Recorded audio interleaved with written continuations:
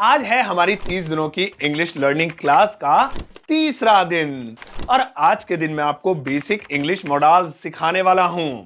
बस आप इतना समझ लीजिए कि आज की ये वीडियो आपके लिए गेम चेंजर साबित हो सकती है। अगर आप ये मॉडल्स अच्छी तरह से सीख जाते हैं तो आप आज ही से डेली लाइफ वाले सेंटेंसेस आसानी से बनाना सीख जाएंगे। तो फिर देर किस बात की है। मेरा नाम है सरताज एंड वेलकम टू सीखो official show learn English in 30 days. तो चलिए दोस्तों शुरुआत करते हैं आज की इस वीडियो की और सीखते हैं बेसिक इंग्लिश मॉडल्स। पिछली क्लासेस में मैंने आपको सब्जेक्ट के बारे में बताया था। इसके अलावा मैंने आपको सेंटेंसेस के बारे में बताया था कि सेंटेंसेस कितनी तरह के होते हैं और उनके रूल्स क्या क्या होते हैं। आज हम मॉडल सीखते हैं और इन सभी चीजों को आपस में जोड़कर सेंटेंसेस बनाना सीखेंगे। हमारा सबसे पहला और बेसिक मॉडल है कैन। इसका मतलब होता है सकता है, सकती है, सकते हैं। यह सिंगुलर और प्लूरल दोनों तरह के सब्जेक्ट्स के साथ लग सकता है। जैसे मैं जा सकता हूं, आई कैन गो। तुम आ सकते हो, यू कैन कम। हम बोल सकते हैं, वी कैन स्पीक। दो सेंटेंसेस आप बनाइए। तुम खेल सकते हो,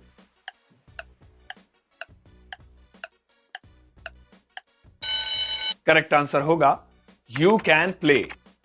हम जा सकते हैं,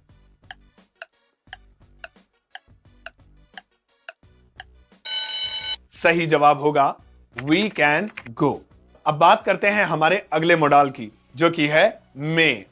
अभी थोड़ी देर पहले मैंने आपको कैन के बारे में बताया था जिसका मतलब होता है सकता है, सकती है, सकते हैं।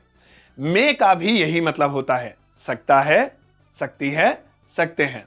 लेकिन ये मे कैन से थोड़ा अलग है। कैन का इस्तेमाल करते हैं हम 100% पॉसिबिलिटीज के लिए, यानी उन बातों के लिए जिन्हें हम श्योरिटी से बोल रहे हैं कि ऐसा हो सकता है। लेकिन जब हम 50% श्योर हों, यानी हो भी सकता है और नहीं भी, तो ऐसे में हम कैन के बजाय मे का इस्तेमाल करेंगे। जरा इन दो सेंटेंसेस को गौर से सुनिए। मैं जा सकता हूं। मान लीजिए यहां पर मैं श्योरिटी दिखा रहा हूं तो मैं कहूंगा आई कैन गो। अब अगर मैं ऐसे कहूं शायद मैं जा सकता हूं, यहां पर मैं श्योर नहीं हूं तो मैं कहूंगा आई मे गो।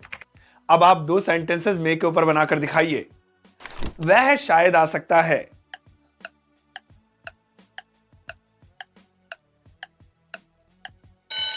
करेक्ट आंसर होगा ही मे कम। शायद तुम जीत सकते हो। जीतने को विन कहते हैं।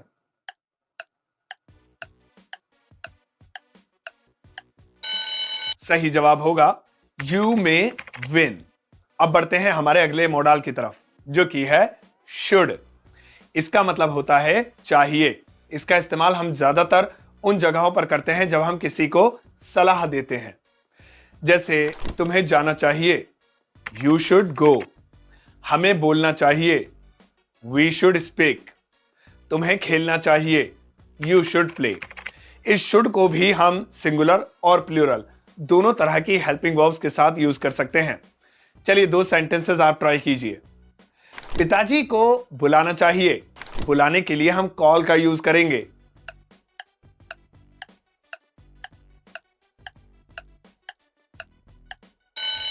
करेक्ट आंसर होगा फादर शुड बी कॉल्ड।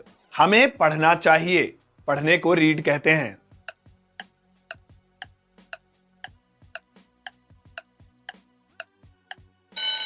सही जवाब होगा वी शुड रीड। दोस्तों हमारा अगला मॉडल है मस्ट। जैसा कि अभी हमने शुड के बारे में बात की थी जिसका मतलब होता है चाहिए। मस्ट का भी यही मतलब होता है चाहिए। लेकिन शुड का इस्तेमाल हम सलाह देने के रूप में करते हैं, यानी वहां पर हम फोर्स नहीं करते हैं। लेकिन मस्ट का इस्तेमाल फोर्स करने के लिए यानी जोर देने के लिए किया जाता है। आमतौर पर आप इसे जरूर चाहिए भी बोल सकते हैं। जैसे तुम्हें जरूर जाना चाहिए, यू मस्ट गो। तुम्हें कार जरूर चलानी चाहिए, you must drive a car. Must को भी हम सिंगुलर और प्लूरल दोनों तरह की हेल्पिंग वर्ब्स के साथ यूज कर सकते हैं। आइए कुछ सेंटेंसेस बनाते हैं। हमें जरूर पढ़ना चाहिए, वी मस्ट स्टडी। तुम्हें जरूर खेलना चाहिए, यू मस्ट प्ले। दो सेंटेंसेस आप बनाइए। तुम्हें जरूर जीतना चाहिए,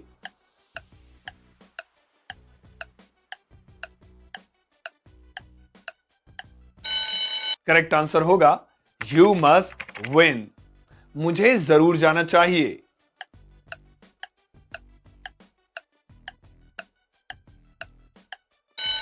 सही जवाब होगा आई मस्ट गो। हमारा अगला मॉडल है कुड। वैसे तो इसके ढेर सारे मतलब होते हैं, लेकिन क्योंकि हम बेसिक स्ट्रक्चर सीख रहे हैं तो आप इसका बस एक ही यूज फिलहाल सीख लीजिए। इसका मतलब होता है सका, सकी, सके, या पाया, पाई, पाए। जैसे मैं नहीं जा पाया, आई कुड नॉट गो। मैं नहीं जीत सका, आई कुड नॉट विन। अब आप ट्राई कीजिए, हम नहीं खेल पाए।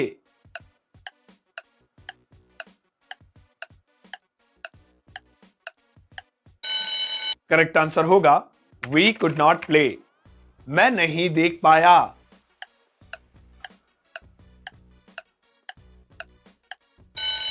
सही जवाब होगा आई कुड नॉट सी। वैसे तो ये सभी मॉडल्स हमारी डेली लाइफ में बहुत ज्यादा काम आते हैं और आने वाले समय में आप इनकी हेल्प से ढेर सारे सेंटेंसेस बना पाएंगे। चलिए अब कुछ सेमी मॉडल्स के बारे में भी बात करते हैं। सेमी मॉडल्स मतलब इंग्लिश के ऐसे वर्ड्स जो किसी मॉडल की तरह ही सेंटेंसेस बनाने के काम आते हैं। सबसे पहला है हैज और हैव। इनका मतलब होता है पास है।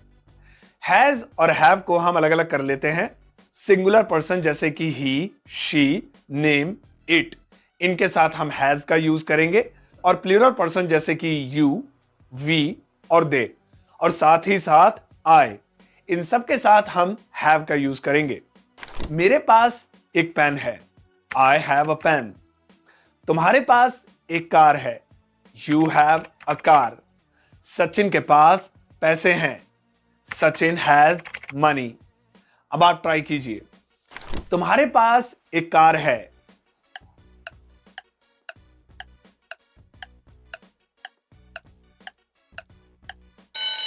करेक्ट आंसर होगा you have a car.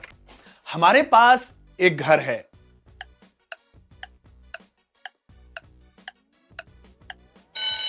Correct answer होगा वी हैव अ हाउस।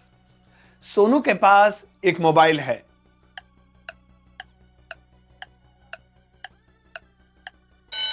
सही जवाब है सोनू हैज अ मोबाइल। क्योंकि सोनू एक नाम है और सिंगुलर पर्सन है तो इसीलिए मैंने यहां पर हैव नहीं हैज का यूज किया है। अब अगर यही चीजें हम ऐसे बोलें, पास था, पास थी, पास थे, तो ऐसे में हमें हैज हैव के बजाय हैड का इस्तेमाल करना होगा। जैसे मेरे पास एक कार थी, I had a car. Sonu के पास एक मोबाइल था, Sonu had a mobile.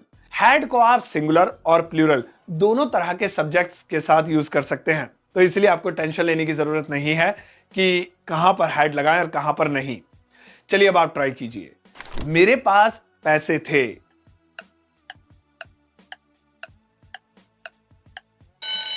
Correct answer होगा आई हैड मनी।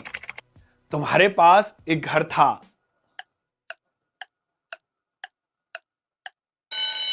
सही जवाब होगा you had a house. Sonu के पास एक मोबाइल था,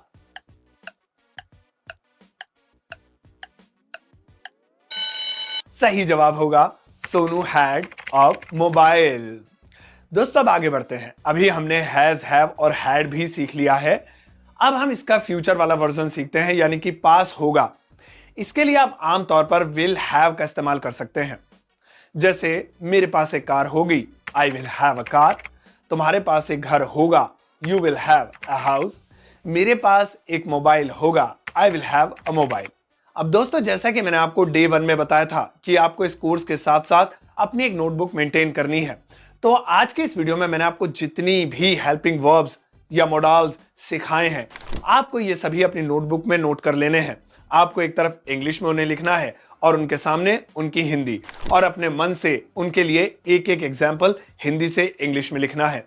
तभी आप ये चीजें जल्द से जल्द सीख पाएंगे। चलिए अब होमवर्क की बारी है। सबसे पहले हम कल का होमवर्क चेक कर लेते हैं। कल मैंने आपको हिंदी का एक सेंटेंस दिया था, मैं इंग्लिश बोल सकता हूं। इसकी सही इंग्लिश होगी आई कैन स्पीक इंग्लिश। अब आज का सवाल, जरा इस सेंटेंस की इंग्लिश ट्रांसलेशन बताइए। मुझे रोज इंग्लिश बोलनी चाहिए। आपको इस सवाल का जवाब इस वीडियो के फीडबैक सेक्शन में लिखना है और अगर आप इसका सही जवाब जानना चाहते हैं तो इसका जवाब मैं आपको आने वाली यानी कल की वीडियो में दूंगा। मुझे आपके जवाब का और आपके फीडबैक का इंतजार रहेगा। अपना ध्यान रखिएगा। सीखो, आगे बढ़ो।